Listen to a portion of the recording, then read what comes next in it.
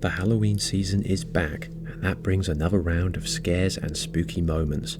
For this top 10 list, however, we're going in a different direction. Films that deliver some serious emotional damage as opposed to simple horror flicks.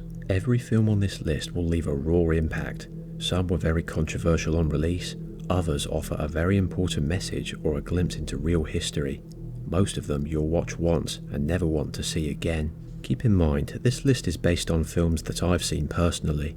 While I have heard some reviewers talk about Martyrs, The Mist and other titles, I'll keep those as honourable mentions until I watch them.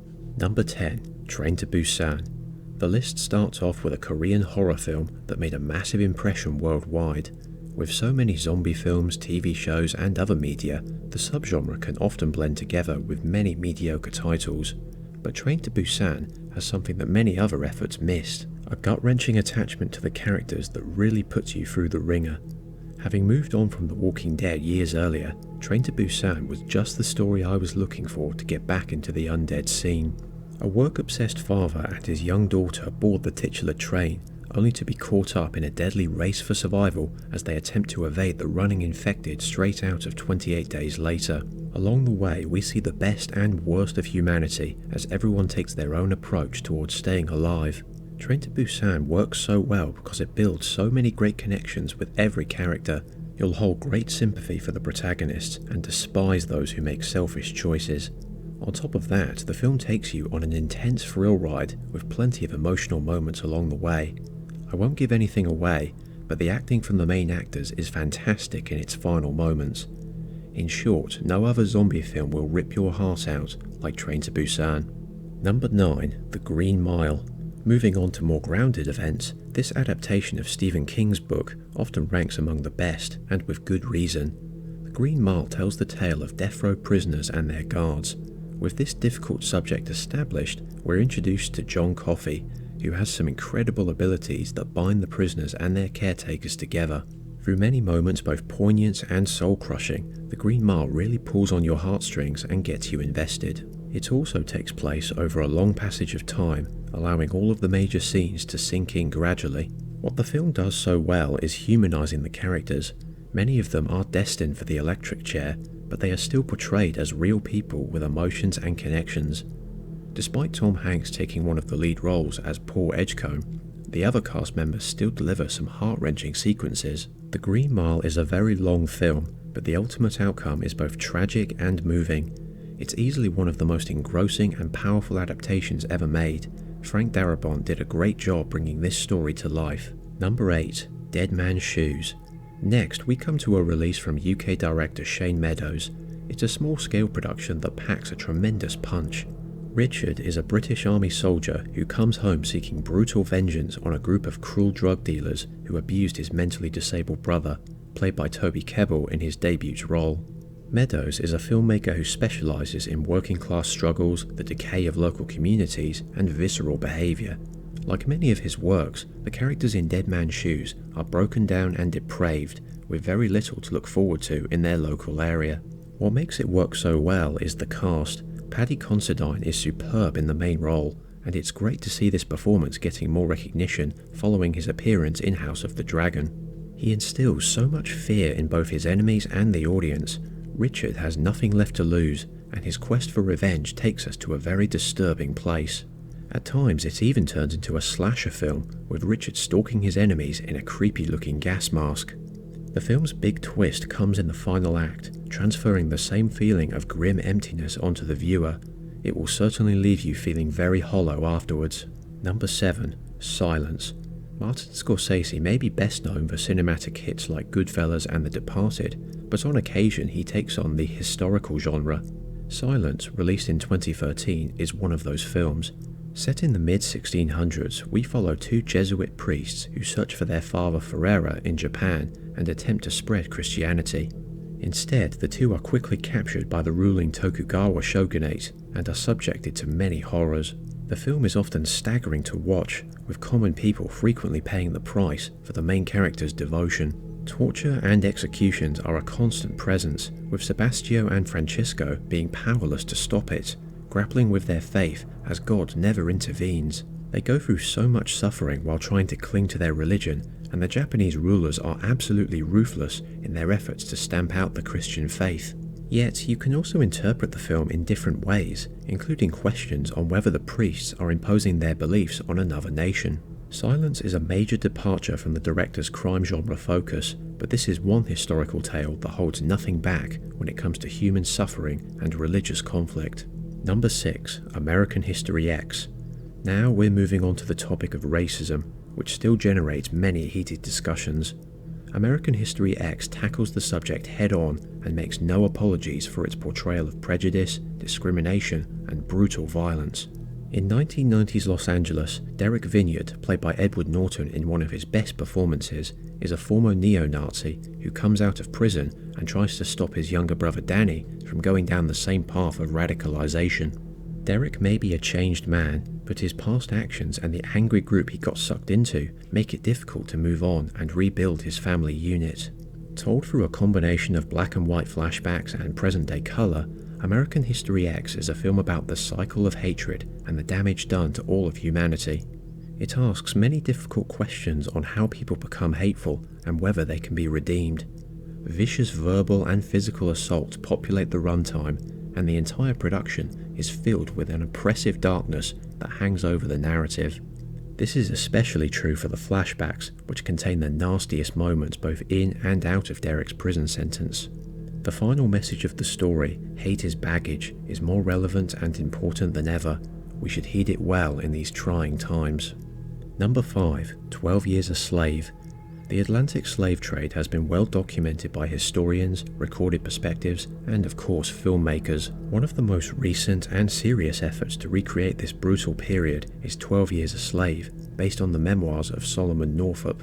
In the mid-1800s, Solomon, a free man in Washington, is kidnapped, sold into slavery, and desperately tries to get back to his loved ones while avoiding the wrath of two callous plantation owners. He is subjected to the greatest depths of human cruelty, surrounded by men and women who take great pleasure in beating and tormenting those they view as property. Thanks to excellent creative choices and framing, director Steve McQueen ensures that we bear witness to every inch of pain and abuse inflicted upon the slaves. As an audience, we are unable to look away. It only worsens over time as Solomon is moved from one plantation to another, headed up by the abusive Irwin Epps. Even the ending doesn't offer a full reprieve, as the film takes place many years before slavery was finally abolished in America. 12 Years a Slave is fully deserving of its praise and commitment to showing the horrors of the Atlantic slave trade. It should be a part of any modern history lesson. Number 4. Schindler's List. From one horrendous atrocity to another, Schindler's List is the most well-known and widely acclaimed portrayal of the Holocaust. Directed by filmmaking master Steven Spielberg, we're placed in the shoes of Oskar Schindler, a member of the Nazi Party who changed his ways, saving over 1,000 European Jews from certain death. Beginning in Warsaw, Poland, before transitioning to the infamous concentration camps, we see every stage of the crimes against humanity, witnessing how degradation gradually led to mass murder. The film treats historical events and the victims with the utmost respect, refusing to sanitize or neuter the presentation. In amongst all the killing, there were those who decided to act. We see Oskar slowly give up his lavish lifestyle alongside the suffering of those beneath him. The violence is abrupt and deeply unsettling, especially in the latter half. Through it all, the cast does an excellent job of conveying the horrors of the time period.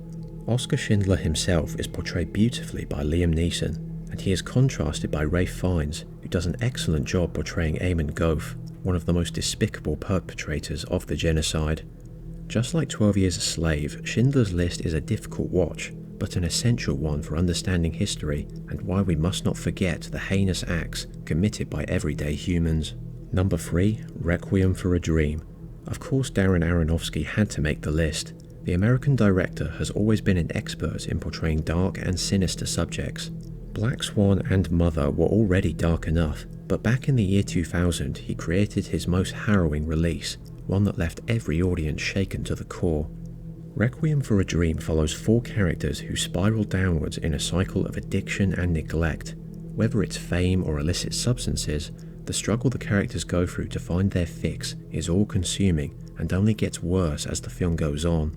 What makes Requiem for a Dream all the more tragic is how the characters all have deep bonds that break apart at the seams. Watching addiction slowly overpower their affections for each other results in many gut-wrenching outcomes. It's all capped off by a terrifying final montage as all the main characters reach their lowest point, their dreams and connections going up in flames. The editing and barrage of disturbing imagery piles it all on so thick, and you'll be left speechless by the time the credits roll. If Aronofsky's goal was to steer as many people away from drugs as possible, then mission accomplished. Number 2, Come and See. The front lines of World War II are a widely covered topic in cinema. Most audiences will be well familiar with releases like Saving Private Ryan, The Thin Red Line, Flags of Our Fathers, and Letters from Iwo Jima. All of these films portray the horrors of war in varying ways, but many do hold back on gruesome details or convey a hint of heroism on the way through. Come and See from Elam Klimov went a step further in 1985. Set in the often overlooked Eastern Front, the young Florian Gaishin, played by Alexei Kravchenko, joins Belarusian partisans fighting a losing battle against the invading German forces. His idealistic view of war is quickly shattered by many unspeakable acts, including the slaughter of entire settlements. Of all the films based on humanity's deadliest conflict, Come and See is by far the most brutal. There are no heroes in the ravaged fields of Belarus, only twisted depravity and sadism. Everything you see in the film really did happen, committed by loathsome human beings who had abandoned all semblance of empathy. The evil on display continues on, culminating in an utterly devastating village sequence. The sheer terror on Alexei Kravchenko's face will be burned into your memory. Ironically enough, the director never made another movie afterwards. I wonder if the production took a heavy emotional toll.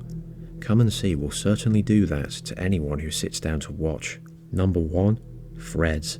The spectre of nuclear war may not be as widespread as it was during the Cold War, but the threat still remains, and the film that conveyed this fear the most is Freds. Up in Sheffield, we follow a set of characters who are the first targets in a nuclear war between NATO and the Soviet Union. The BBC had some serious balls making this back in 1984. It was produced on a small budget by a team who wanted to stamp the utter devastation of nuclear weapons onto the viewer. Needless to say, the end result beats out contemporaries like The Day After and When the Wind Blows. It's easily the most vivid look at how World War III or any modern war could play out for regular citizens. From the moment the bombs drop, there is nothing but misery up ahead. The film is shot in a serious manner, almost like a documentary as the months and years roll on, bringing endless desolation. The aftermath of the bombing and the hospitals being overrun are definitely the most sickening moments.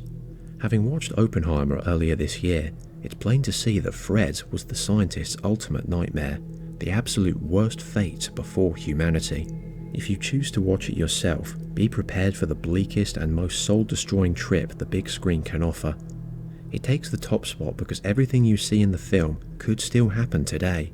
Given how unstable the world is in 2023, the plausibility only increases. So there you have it, 10 films that will haunt you to the core in this Halloween season. Which horrifying productions would you add to the list? Stick them in the comments down below.